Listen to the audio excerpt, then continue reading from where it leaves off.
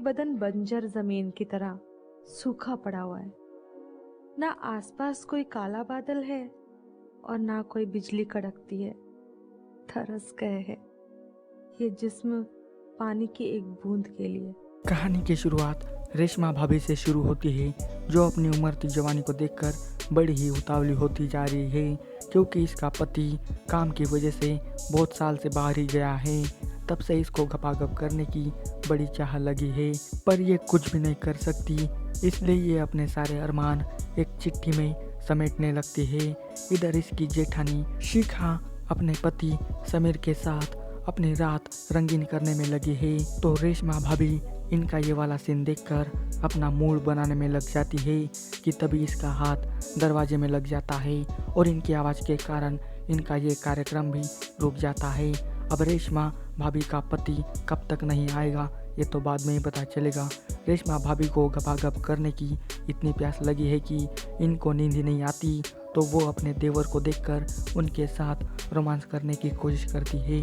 पर समीर अपने आप को संभालते हुए वहाँ से भाग जाता है और ये पेतरा भी रेशमा का काम नहीं आता।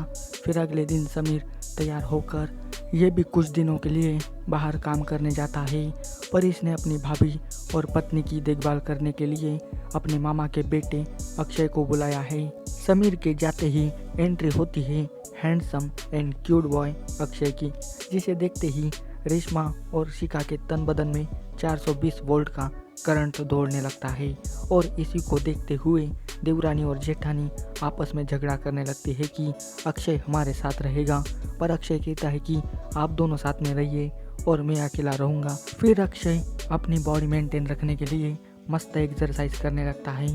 तभी शिखा आती है और अक्षय की कड़क बॉडी देखकर वो इस पे फिदा हो जाती है और यहाँ पर वो अक्षय के साथ बड़ी फ्लर्टिंग करने लगती है। शिखा भी एक्सरसाइज का बहाना बनाकर अक्षय पर लाइन मारने लगती है, पर रेशमा बीच में आकर शिखा का सारा खेल बिगाड़ देती है। साली ये दोनों ही इतनी हौसी है कि दोनों अक्षय का लौड़ा चूसना चाहती है, इसलिए दोनों के बीच में कंपटीशन शुरू हो जाता है, जिसमें ये बेचारा अक्षय फंस गया है।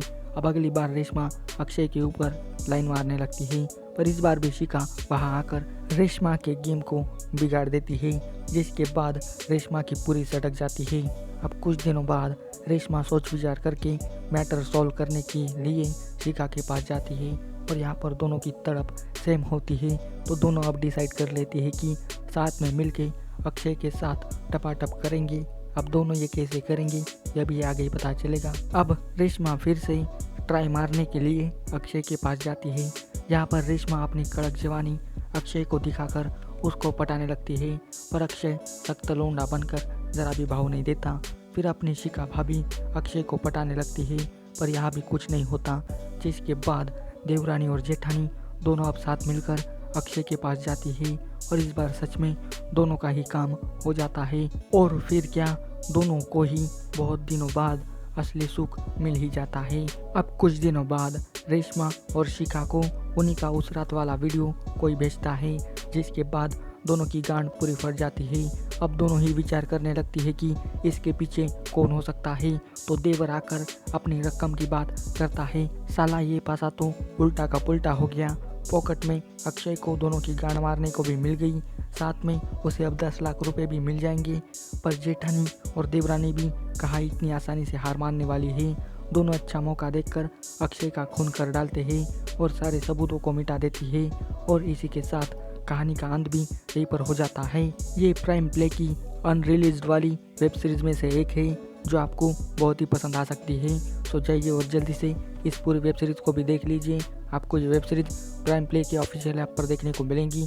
तो ये कहानी आपको कैसी लगी ये मुझे कमेंट करके बताइए, और इस तरह की वीडियो पाने के लिए जल्दी से मेरे चैनल को सब्सक्राइब कर दीजिए, ताकि आपको हर एक न्यू वीडियो की नोटिफिकेशन मिल सके। तो आज की वीडियो में बस इतना ही, मिलती है अगली वीडियो में, तब तक के लिए goodbye. Thanks for watching this video.